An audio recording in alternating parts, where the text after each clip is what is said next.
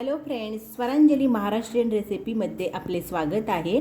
आज मी तुम्हाला प्रसादाचा शिरा बनवून दाखवणार आहे। त्यासाठी लागणारे साहित्य: 1 वाटी रवा, 1 वाटी साजूक तूप, 1 वाटी साखर, विलायची आणि काजू बदामची पावडर। माझ्या मुलांना काजू बदाम जास्त मोठे मोठे आवडत नाही, म्हणून मी काजू बदामची पावडर येथे घेतलेली आहे। चला तर मग सुरू करूया। आता आपण रवा भाजून घेऊ। रवा छान खमंग भाजून घ्यायचा।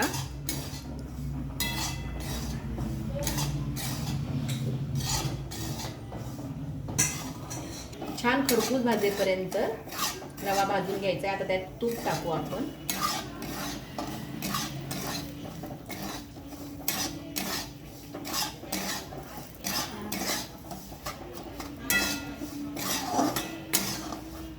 छान भाजून घ्यायचा।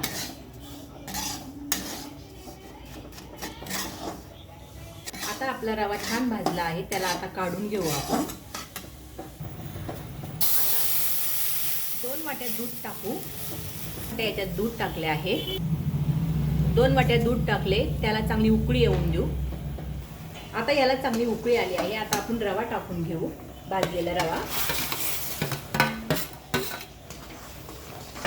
छान एकजीव करून घेऊ याचं। लगेच आपण 1 वाटी साखर टाकून घेऊ। विलायची पावडर, काजू बदाम पावडर टाकून घेऊ। छान परतून घेऊ। छान कलर आला आहे।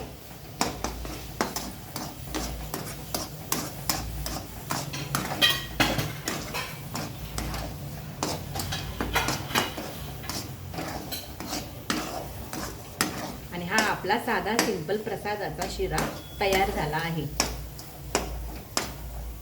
आणि हा आपला प्रसादाचा शिरा तयार झालेला आहे। माझा चॅनेल आवडला तर लाईक, शेअर, सबस्क्राईब करा। बाय।